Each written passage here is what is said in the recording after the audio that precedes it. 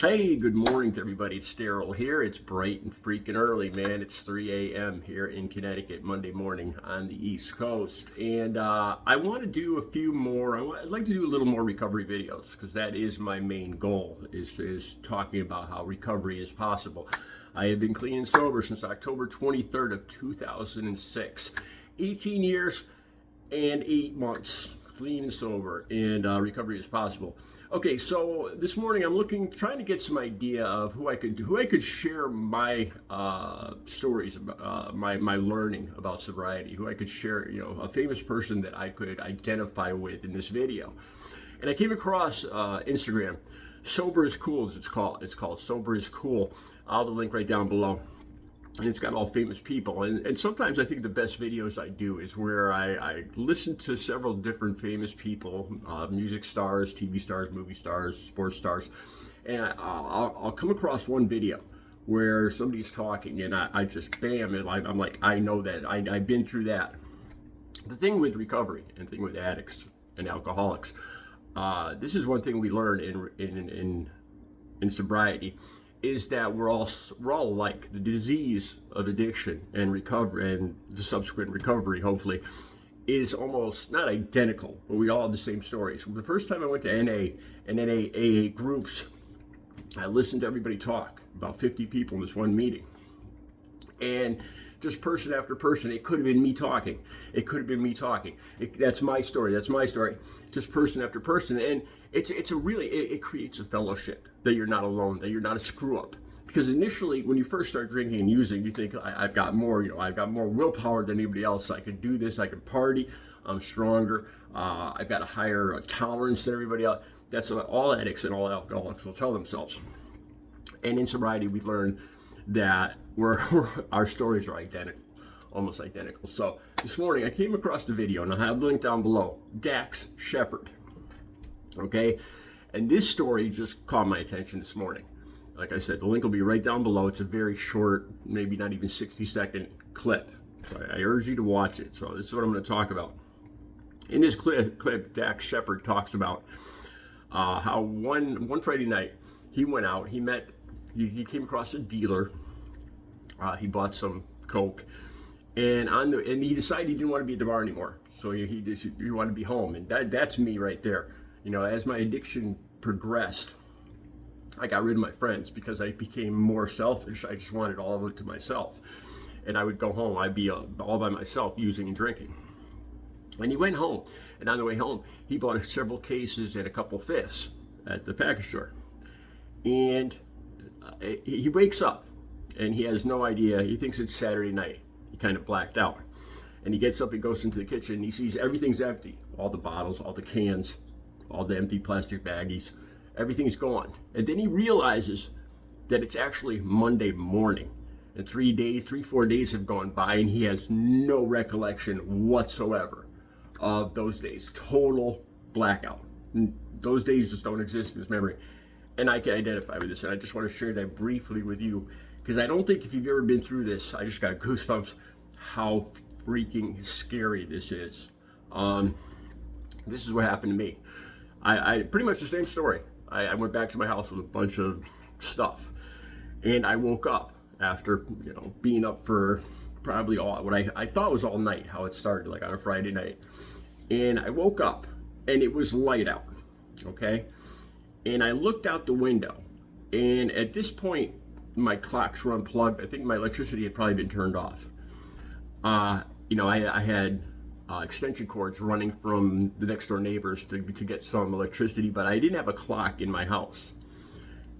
Or actually, I did have a clock. I had a clock with hands on it, but it didn't tell me if it was AM or PM. Okay, so I look out the window and it's light out, and I could see the highway in the distance, and I could see cars going back and forth. And all of a sudden it hit me. It looked like people were going to work. And then all of a sudden it hit me, or are they coming home from work? And I look at the clock, and it says, I think it said 5:30 or 6. And it was in the summertime, so it was light out. And I had no idea. At that moment, all of a sudden it occurred to me, I had absolutely no idea if it was 6 a.m. or 6 p.m. I had no idea what day it was. And I stood there just trying, you feel at that point, you feel so disconnected. Look, when I was looking out that window, it was almost like I was watching a movie or a TV screen, and I felt completely apart from the rest of the world. Like I had been pulled out of time, like I had been pulled away from the earth, and I was just watching the rest of civilization go on about their lives, because I had no clue where I stood in time. I did not know what day it was. I didn't know if it was looking out the window. I could not tell what time. I had no clue if it was going into night or just becoming morning. If the day was just starting or the day was just ending. Maybe if you're hearing this, you don't, maybe you can understand it, but it was just a terrifying feeling. And while I was trying to figure out, what time it was and everything, I looked out another window, and this one faced towards a gas station. And there was people, it was at Cumberland Farms. We have these convenience stores here at Cumberland Farms. And there was quite a few people at the gas pumps. They looked like they were going to work, or they could have been coming home. I still couldn't figure it out. And I was looking at those people, and they were going about their day. Now I'm going to try to describe this to you. They were going about their schedule and their day. And right there, as I was looking at those people, I could not remember what it was like to live in that world.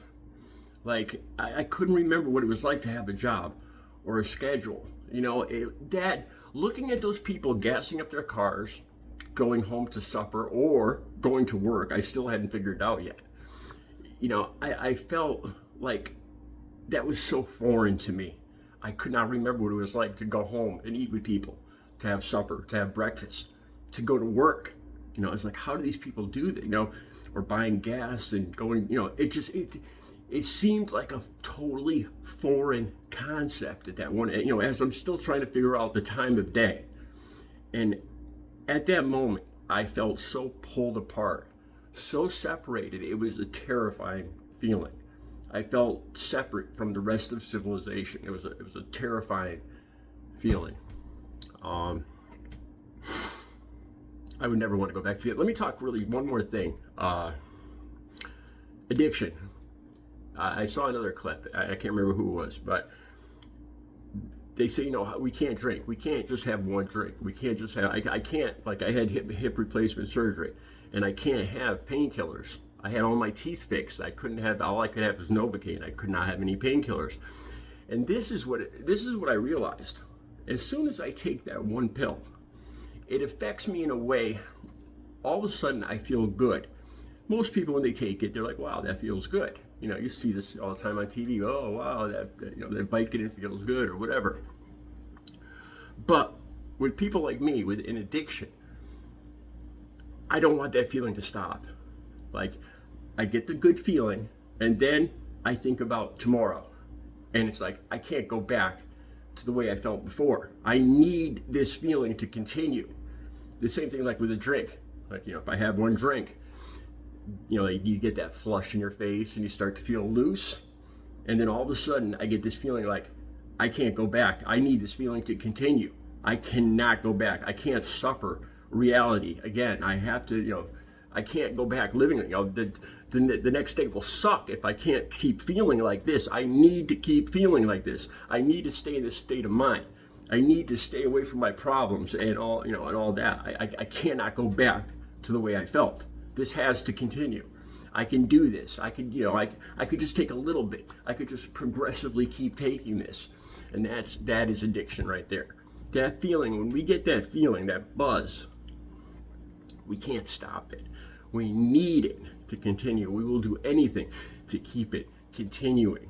And we do. We find it. We will do anything to keep that feeling going, to stay in that cloud.